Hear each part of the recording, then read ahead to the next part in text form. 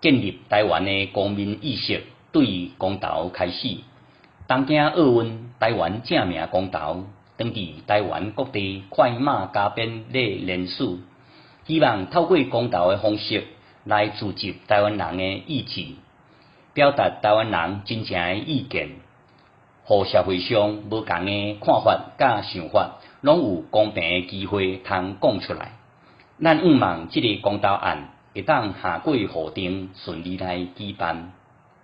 安尼，咱台湾就会当透过一摆搁一摆的公民投票，解决重大的争议，嘛会使提出搁较好的政策，造福社会甲国家，实施真正的直接民主。台湾长久以来受外邦殖民统治，殖民者透过高压的政策，各用内部的分化，像日本时代的三卡仔，国民党时代的半山仔，有现此时的投共、亲中分子，因为这个美办集团的恐吓甲分化，互台湾人民欠缺自信心。奴才做一个久，煞未晓做主人，干那看顶面头人的目色，毋捌，嘛毋敢替家己争取权利，意思养成悲情狭隘的个性，互体制内的官员食死死。所以，咱若要做主人，就要关心国家体制甲官员的作为，看因替咱定的法律甲规范是毋是符合咱的需要。若无，咱就透过公民投票来甲改变。过来，要讲什么是公民意识？公民意识就是所有公民就要关心公共事务。简单讲，就是所有的人要有家事、国事、天下事，事事关心迄种的心态。有看袂做滴的代志，就要去关心，并且找人来解决。对家己做起，搁推撒到所有的人，那安尼，咱的政府官员就毋敢消极无作为。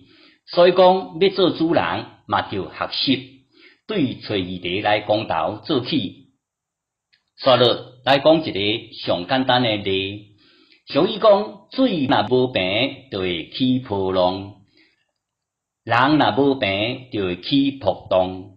社会若有不公不义的代志，安尼，这个社会就袂和谐。即阵社会上大的议题，就是司法改革。司法的不公不义，造成当着哪力司法的转弯，有钱判生，无钱判死。即种重大的争议，即马社会有一群人当咧杀陪审团制度，伫司法信任破产的即时。陪审团制度用伫讲是司法改革的一帖良药，那呢，这就是上好的公投议题，互社会充分讨论，真理愈辩愈明，最后就交互国家的主人来决定有啥物无好。总讲一句，民主爱学习，要做国家的主人嘛爱学，大先透过关心周边的代志。慢慢建立公民意识，最后用公民投票来组织意志，解决争议。咱就趁即阵对东京奥运台湾正名公投开始，互公投成做咱生活一部分，好好做一个国家的主人。